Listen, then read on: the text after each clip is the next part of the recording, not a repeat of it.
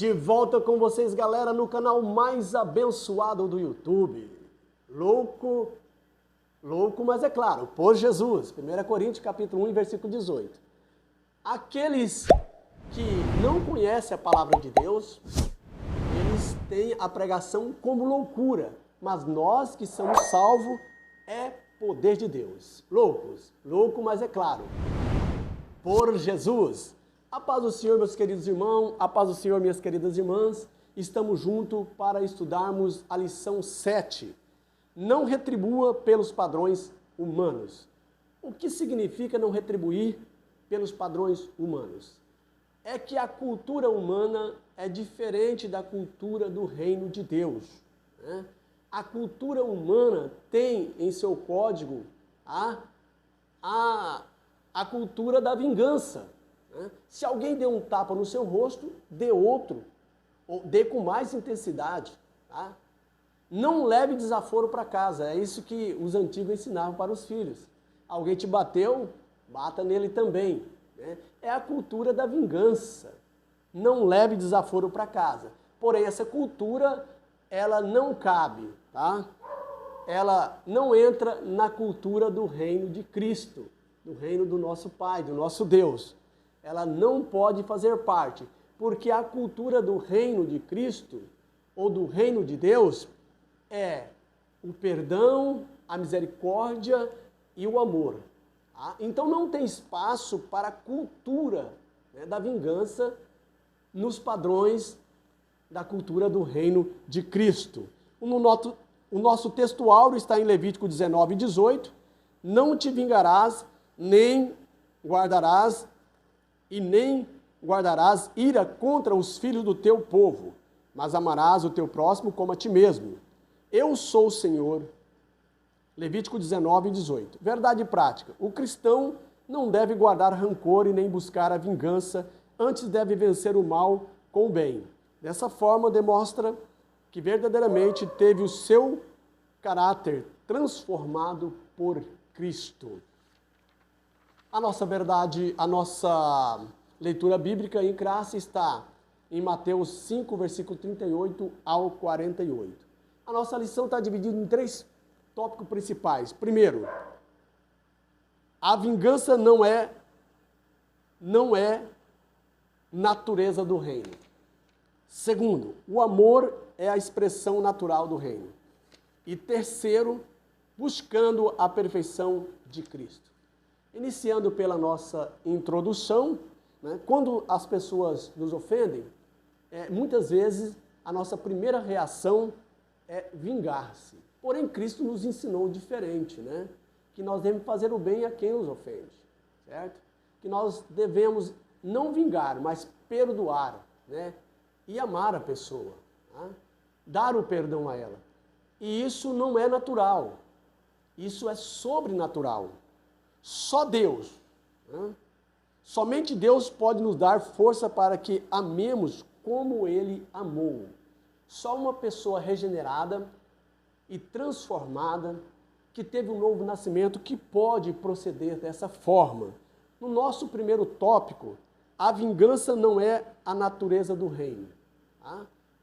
É o que nós dissemos, que não há espaço para a cultura da vingança no reino de Cristo. Tá? No nosso primeiro subponto, a lei de Talião. Tá? O que é a lei de Talião? Certo? Ela é de origem,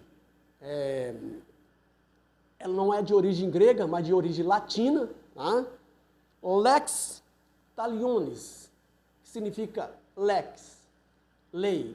Talionis significa idêntico. Ou seja, se alguém causasse, né, um grande mal a outra pessoa, ela sofreria esse mesmo mal, de acordo com o mal que ela fez com a outra pessoa. Tá? Ela receberia a mesma retribuição. Essa era o significado da lei de Talião. Okay? E ela está registrada em 3 livros do Pentateuco, escrito por Moisés, Êxodo 21 e 24, né? Olho por olho, dente por dente, né? Pé por pé, mão por mão, ferida por ferida e golpe por golpe. Tá? E também está em Levítico 24 e 20 e Deuteronômio 19 e 21. Porém, essa lei, ela antecede, tá, a lei de Moisés, escrita por Moisés. Tá? Ela começou lá nos sumerianos, na Suméria, aonde havia um monarca, se não estou equivocado, o 6º monarca daquele reinado, e ele criou o código, né, de Hammurabi, ou Hammurabi. Tá? Esse rei chamado, né, com esse nome criou, foi a primeira lei para uma sociedade, segundo estudiosos, foi criado por esse rei. Tá? E no seu código, na sua lei, tinha a lei do talião. Se um homem fosse pego em adultério, amarrava-se o homem e a mulher e jogava dentro do rio vivo. Tá? Então era dente por dente, olho por olho. Então, os povos antigos, essa lei não é só do povo judeu, mas já é bem antes. Tá? Ela foi promulgada em 1792, melhor dizendo, tá? E a lei de Moisés foi escrita em 1442, se não estou equivocado. Então, ela antecede a lei de Moisés. É o que o Paulo disse, que os gentios, não tendo lei, eles naturalmente, eles têm a lei no seu coração. Mesmo não conhecendo, eles guardam a lei, porque isso está no DNA do ser humano, porque somos imagem e semelhança do Altíssimo. Então essa lei não é de agora, mas é de antigamente. Tá? Então a lei do talião, certo? Segundo subponto, o cristão e a vingança. É como nós dizemos, não pode haver no coração de um salvo por Cristo qualquer sentimento de vingança, nem que seja para com o pior inimigo, pois ele está consciente de que a vingança de tudo pertence a Deus. Romanos 12 e 19. Então, a quem pertence a vingança é só a Deus, só Ele pode vingar. Por quê? Porque Ele vai vingar de forma justa, Ele é o justo juiz. E disse Isaías que nossa justiça é como um trapo de imundícia. Então nós temos, o cristão convertido tem que atribuir, né, toda a vingança para Deus executar, porque Ele é o justo juiz. Segundo tópico, o amor é a expressão natural do reino. Né? Então o padrão do reino de Deus é a misericórdia, o perdão, o amor, a bondade, a longanimidade. Está aqui o fruto do Espírito, certo? No padrão da lei do reino de Cristo, ou da cultura do reino de Cristo. Tá? Primeiro subponto, virar a outra face. Né? O que significa virar a outra face? Para Jesus Cristo, virar a outra face, né? É algo de uma grandeza imensurável. Tá? É algo muito grande quando você dá outra face para a pessoa que te ofendeu. Tá? É um espírito, certo? Pacífico e um espírito manso. É a pessoa que tem um espírito pacífico e manso. Então, não é ser covarde quando alguém te ofende, quando alguém te bate no seu rosto. Mas é de uma grandeza enorme, considerada por Cristo no seu reino, né? Quando a pessoa dá outra face, literalmente, para bater. Né? E conta-se uma história que um certo homem, um grande pregador da palavra de Deus, né, distribuindo folheto, e quando ele oferece folheto a um senhor, o homem lhe dá um tapa, desfere, né, ou desfere um tapa no seu rosto fortemente, e ele ainda tira uma com o pregador, com o evangelista, dizendo, na Bíblia está escrito que quando se bate de um lado, deve dar a outra face para bater. E aquele homem falou, olha, estou à sua disposição, pode bater, não tem problema. E quando ele levantou a mão para bater, a sua criança que estava do seu lado disse, papai, não bata nesse homem. Aquele homem caiu de joelhos chorando. E o pregador, o evangelista, sem saber o que estava acontecendo, indagou o que aconteceu. E ele pediu perdão, chorando, e disse: a minha filha era muda e agora ela falou, né? Então até nisso, certo? O milagre de Deus acontece.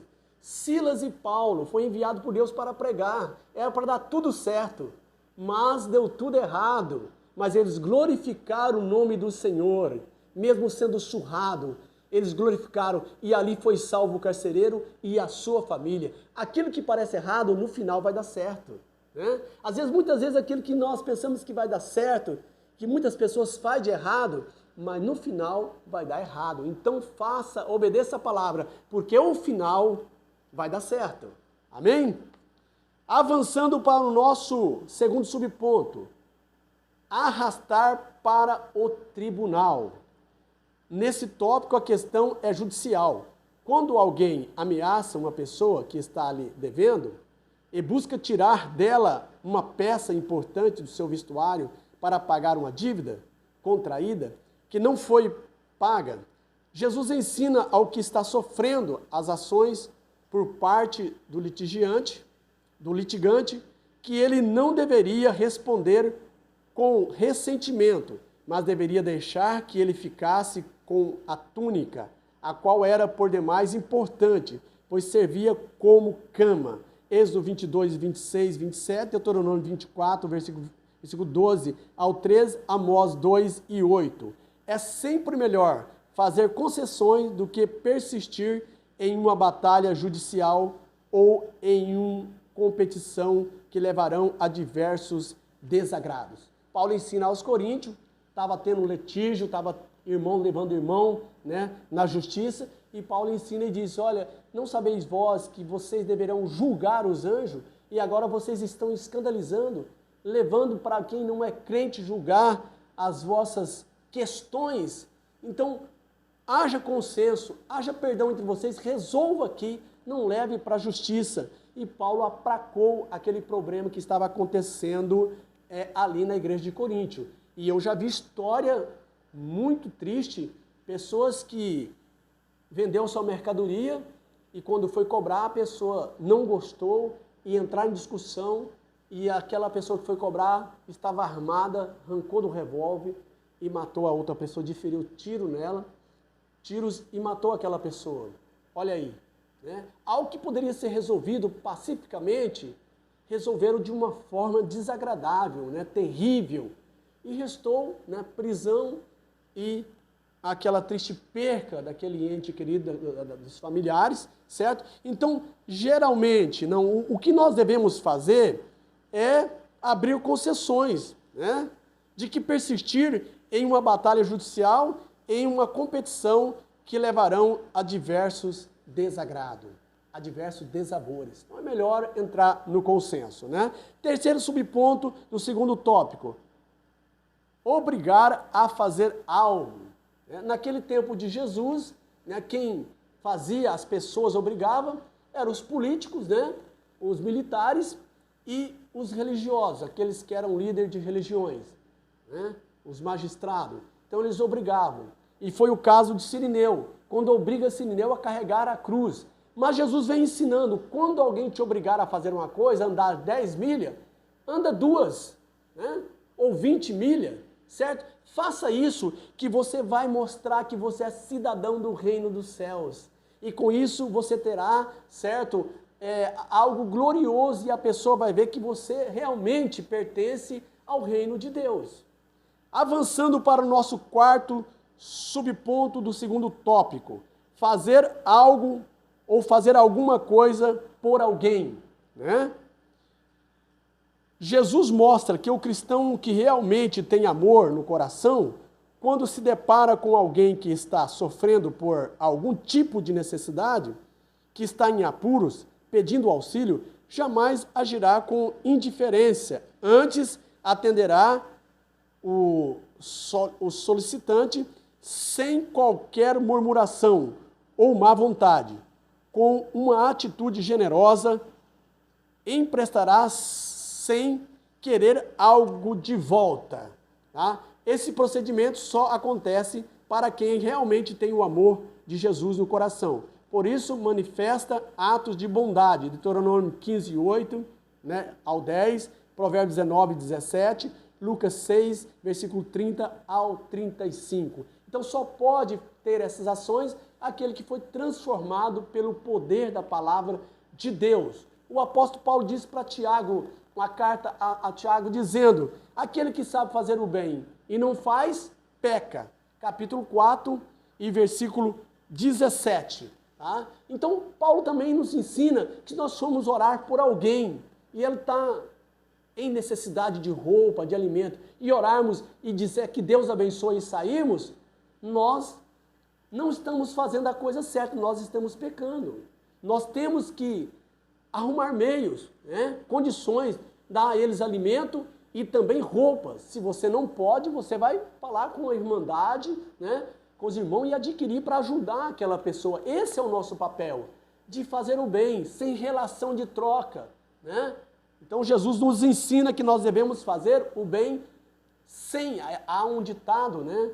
Há um adágio, sem olhar a quem, tá? Porque assim é o nosso Pai, para que nós sejamos parecidos com Ele. Avançando para o nosso terceiro e último tópico, buscando a perfeição de Cristo.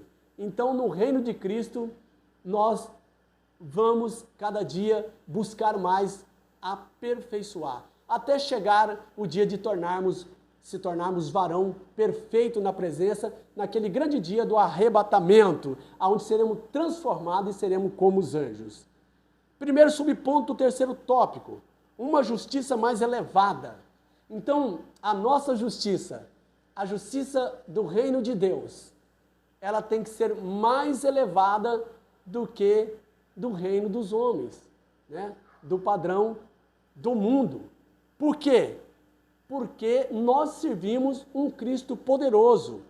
E se, né, nós temos aqui a exigência de Mateus 5, versículo 43 e 48, revela uma justiça muito elevada, incompatível com a natureza humana caída. O Senhor Jesus disse que devemos fazer o bem àquele que nos faz o mal. Nosso desejo não deve ser o de manter ou de vingar a dívida, mas o de amar e perdoar. É um ensinamento divino, celestial. O Sermão do Monte é taxativo. Em vez de planejar vingança ou vingar-se, ore por aqueles que o magoam. Então, esse é o padrão do reino de Deus. Ele é mais elevado do que o padrão do reino do mundo, aonde tem relação de troca, mas nós devemos praticar o amor sem pensar em receber a retribuição. Segundo subponto do terceiro tópico, o amor mais perfeito.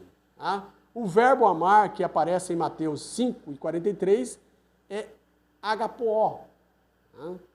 É o amor que sabe receber com alegria, acolher, amar ternamente. É o amor que está satisfeito, está contente sobre ou com as coisas. Esse amor só está no crente porque foi derramado por Deus no seu coração. Romanos 5 e 5. Então, o amor agapoó, ele é o amor interior, tá?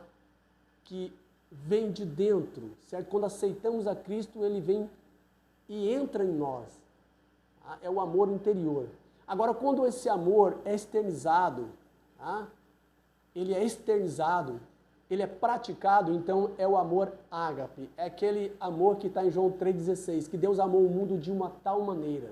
E todos nós que estamos em Cristo Jesus, nós vamos ter esse amor às almas, né? Amar o mundo de tal maneira é um amor inexplicável, é o amor de Deus em nossas vidas. Isso é bênção. Estamos terminando a nossa lição, vamos fazer aqui a conclusão. Aprendemos com essa passagem bíblica que Jesus nos chama para viver nesse mundo como seus discípulos, em um novo estilo de vida, como também novos recursos espirituais para vencer qualquer inimigo pessoal. A base firme para tudo isso é o amor, pois somente através dele é que se pode expulsar o ódio e qualquer ação belicosa. O que vive esse amor na vida prática estão se assemelhando ao verdadeiro caráter de Deus. O apóstolo Paulo diz na sua primeira carta aos Coríntios, capítulo 13, né, nos últimos capítulos, versículos, ele diz que agora existe a esperança, né, também a esperança, que é a primeira, e o amor, que é o maior de todos. Tá? Então, a fé e a esperança, mas o amor é maior de todos. O amor, ele é a supremacia, que engloba todos os demais virtudes do Espírito Santo, ou fruto do Espírito Santo, tá? Que é a paz, longanimidade, bondade. Então, ele é a supremacia. E João diz que Deus é amor. E por isso nós devemos amar, porque quem não ama não conhece a Deus. Tá? E João, no capítulo 4, versículo 20, diz que aquele que diz que ama a Deus e odeia o seu irmão é mentiroso. Quando você odeia o seu irmão, você está odiando a Deus. Porque como você pode amar a Deus que não vê e odeia o seu irmão que vê? Nós temos que amar, porque ele é semelhança, né, a imagem de Deus. Então não odeie a Deus, ame seu irmão. Bye, bye, meus queridos. Até o próximo vídeo. Dá o seu like, dá o seu joinha.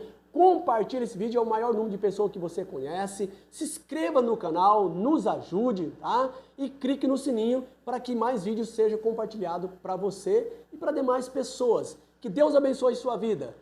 Estou orando por vocês. Um beijão no coração e até o próximo vídeo. Bye, bye, galera. Deus abençoe.